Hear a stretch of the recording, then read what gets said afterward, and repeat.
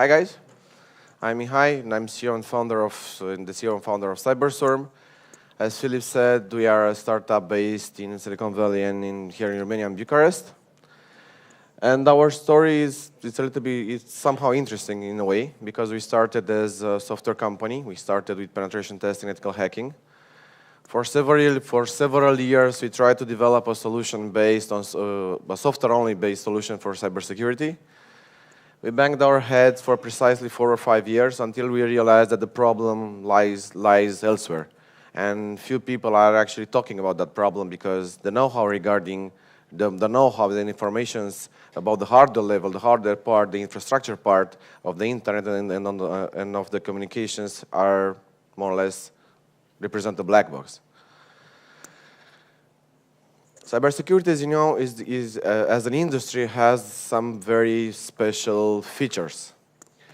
It's the only industry which does not innovate by reducing inefficiency, and cybersecurity all the time remains like the underdog. I've been to lots of conferences, to lots of startup events, and every single time cybersecurity guys were those guys that talk about something, talked about hacking, I don't know. But actually, no one paid attention to them, because it's a very complex field. You need to have a lot of info. You need to think differently.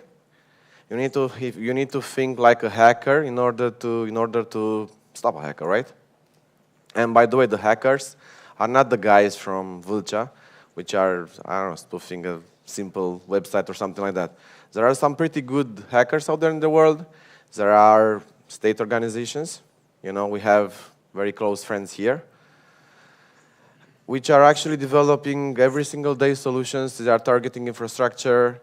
They are developing a lot of malware and all these bad guys in the end.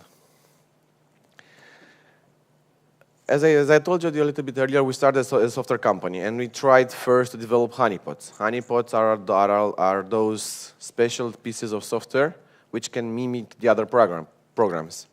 So basically, for an attacker, those pieces of software would look like a legit program, like a legit SQL database, like a legit Microsoft Server service, or something like that.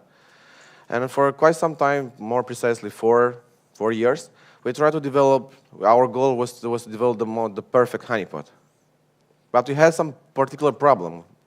For example, and this is a little bit of a technical insight, a good hacker actually could have mapped the honeypot by mapping the physical RAM address. And we tried to solve this problem for 2 years. And we didn't really realize back then that where the problem lies. Actually 2 years ago, after we had some talks, after we had some internal talks to our technical guys, after we had a visit at one of the biggest CPU manufacturers in the world, we realized that we don't know nothing. We didn't know nothing. We didn't know, and we don't know how a CPU actually works, what's inside the CPU, how is it built, which are the precise set of instructions. For example, in an average CPU, there are like 800 instructions, and we are only using 600 of them, and actually no one knows what the other 200 are doing. And we realized that all those cybersecurity problems, all those security problems start from within the hardware level. And let me explain you one thing. What's the problem with the hardware level? Everyone here is using Waze, right? It's a pretty good program, right? It's an app. It has machine learning algorithms. Only that it was made by the Israeli Secret Service. And actually no one cares about that, right? No one actually understands how the Israeli Secret Service is able to process that data, right? So actually we can close the circle here, and that's why cybersecurity has building a cybersecurity product needs to start from the hardware level itself. For example, you know, a lot of us started as maintenance guys, software guys, and so on, and we didn't thought, okay, we bought a CPU. CPU just worked, you just plug it into the socket and it just works, right? How many of us actually wondered what's inside the CPU? How the CPU is actually working? Not yours, but your special keys. Then the difference is like that. Basically, we are taking some things for granted. You know what happened a couple of months ago with Apple and Foxconn, right? When they discovered that someone tampered with their supply chain. Right now, everyone is starting to use machine learning algorithms, AI. But what's going to happen if someone along the middle tampers with that data? We're going to have a pretty good machine learning algorithm with tampered data. And suddenly you're going to have a cybersecurity problem in the end. And that's why, as I repeated a little bit earlier, cybersecurity needs to start from scratch, and that scratch is the hardware level itself. I'm not even going to talk about the infrastructure, the communication, and what can happen between you and a server, the more famous man-in-the-middle attacks. There is another problem here. Right now, we have Europe, we have US, and we have China. Where the US guys, Americans, were responsible for inventing the CPU, for inventing the internet. Internet was initially started as an academic project, right? Right now we have 90% of the hardware in the world is built in China. Everyone tends to go to China because it's actually cheaper and sometimes even faster. But everyone tends to ignore a simple thing. You cannot control things in China. China controls you in the end. So you have this problem you are building, you are going to get a phone made in China, right? A CPU made in China, made by Chinese, and your control over it, your control over that device is actually zero. That's why software-only solutions cannot secure today and tomorrow's world, unless we take control over the hardware itself. There is a special mention here, and it's called Israel. As you know, Israel has a lot of, let's say, friends around them, and they realize that in order to defend themselves against the bad guys, they need to pay special attention to cybersecurity as well. They have a very famous division, right, attached to Israeli army. One of the, as an additional interesting fact, actually is the biggest chip manufacturer in the world, has its R&D center precisely in Israel. So actually Israel is doing something very, very smart not only from a cybersecurity point of view, but from an economical point of view, and from a control point of view, because they can control everything there, starting from hardware towards the software. As an economic bonus, Israeli cybersecurity products get $60 billion a year in revenue. That's 1/3 of Romania's current GDP, which is a lot, actually. There is something special about Israel, and personally, from a personal point of view, I'm a big fan of them, because they started this approach like 10, 15 years ago, and right now they are the top world. There is no other country in the world which can match what Israel is doing in cybersecurity, which is an impressive achievement and an impressive achievement for a 7 million people country, right?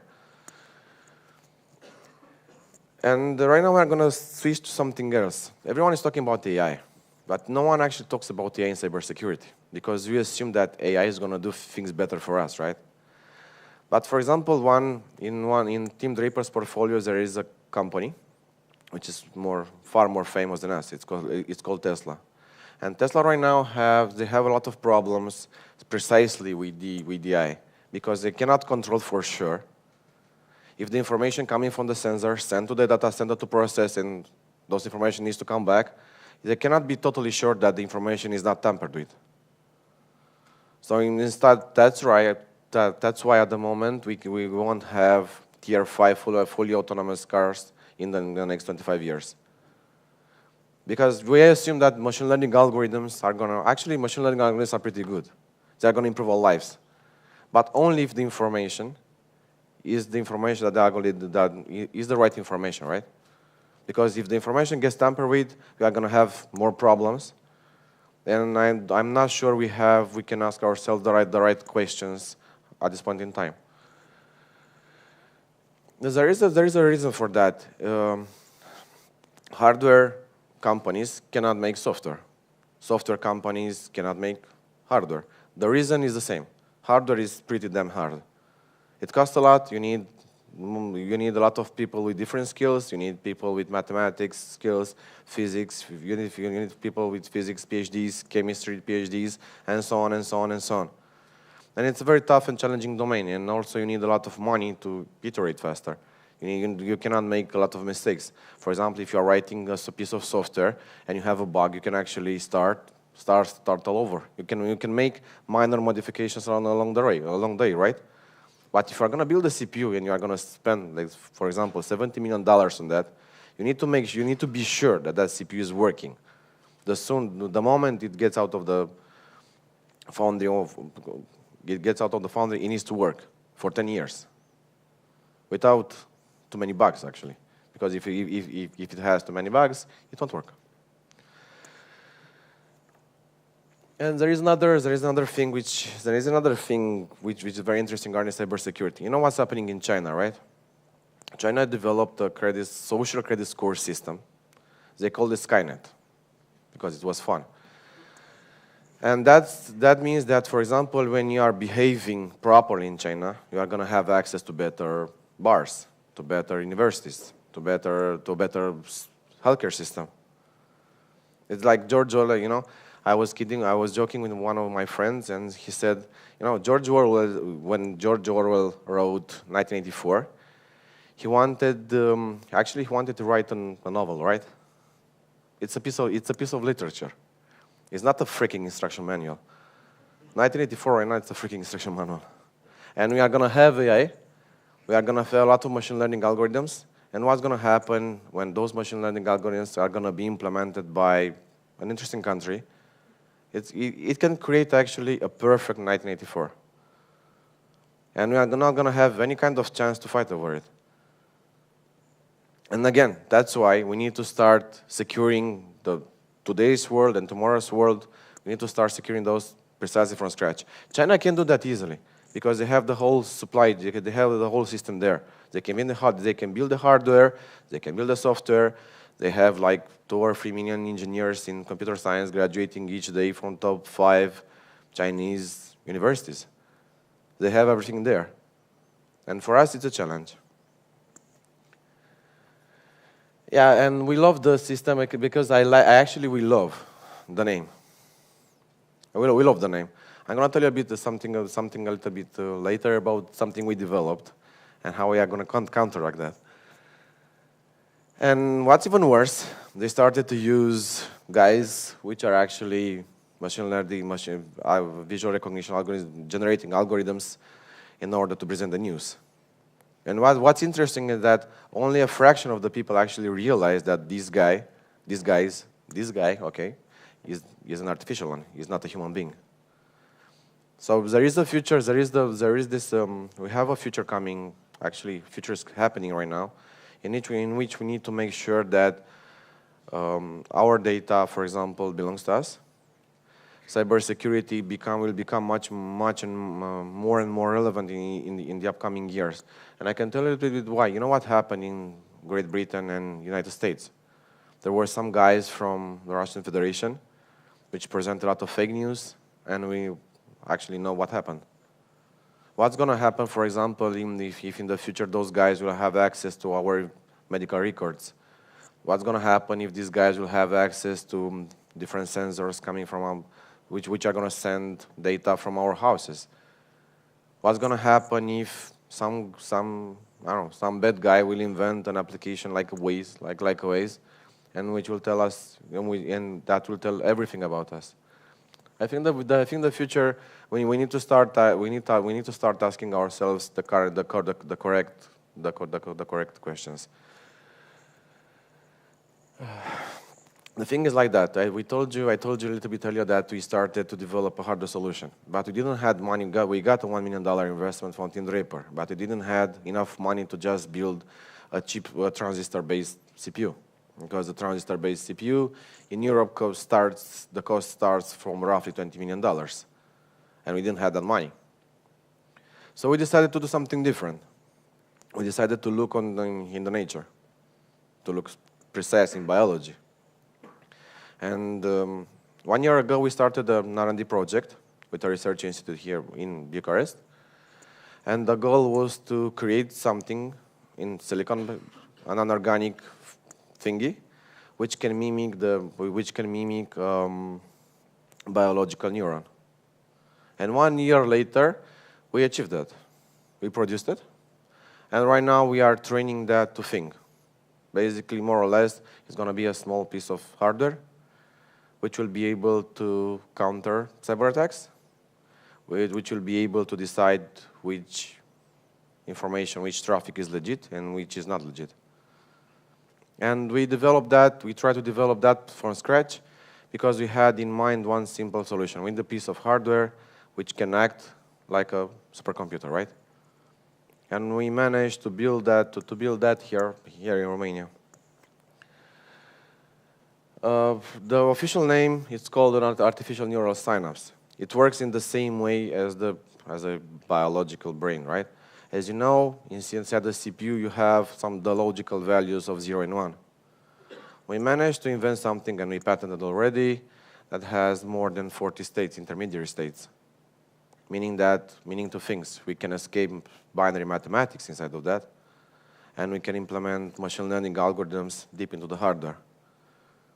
And those machine learning algorithms will decide at hardware level, basically it's going to be a hardware which thinks. We still have a lot of work in progress, that's for sure. But it's a CPU because we couldn't find another name for that. We couldn't call it, we tried to call it brain, but it sounded very strange and people were actually scared about that. Our approach was, we didn't realize that we were a deep tech company. Until we realized that we are working on such a deep level that we actually became a deep tech company. And thank you for that. If that's okay with you, if you have questions, please feel free to ask. Of course, this is the thing built here in Romania. Oh. Thank you very much. Okay. Any questions to that? Sure. Just 1 second. Let's just get a microphone.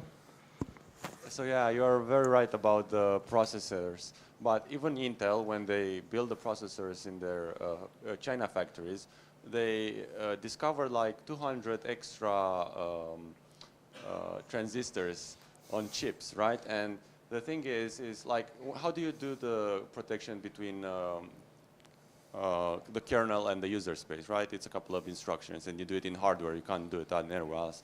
But out of 1 billion transistors, you need to detect 200 more, and you do not know what those 200 do, right?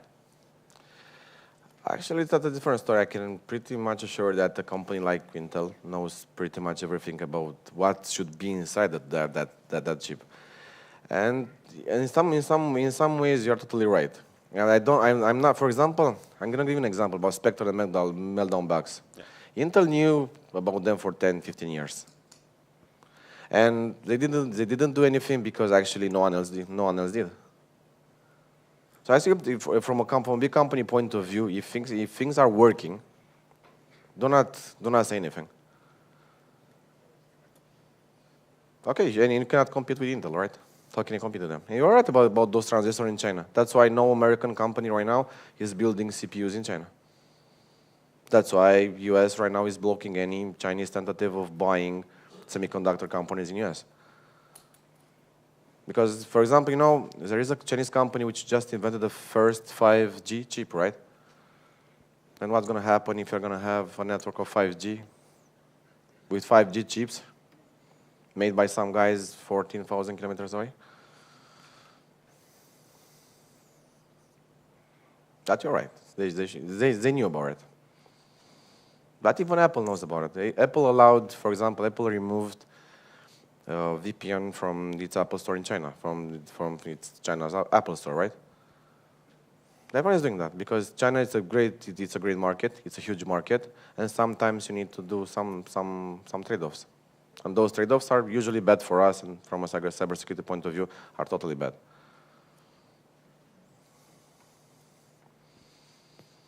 We have another question over there.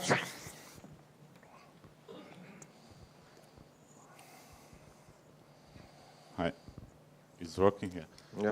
Is there a possibility to try out your awesome finding? Yeah, for the right price, yeah, we can give it. So no simulation or something like that? Again, for the right price, we can give access to that. Access Okay. that. Thanks. But I actually, yeah, we can talk about it. Thanks. Sure, thank you. Okay, thank you very much, Thank Mihai. you.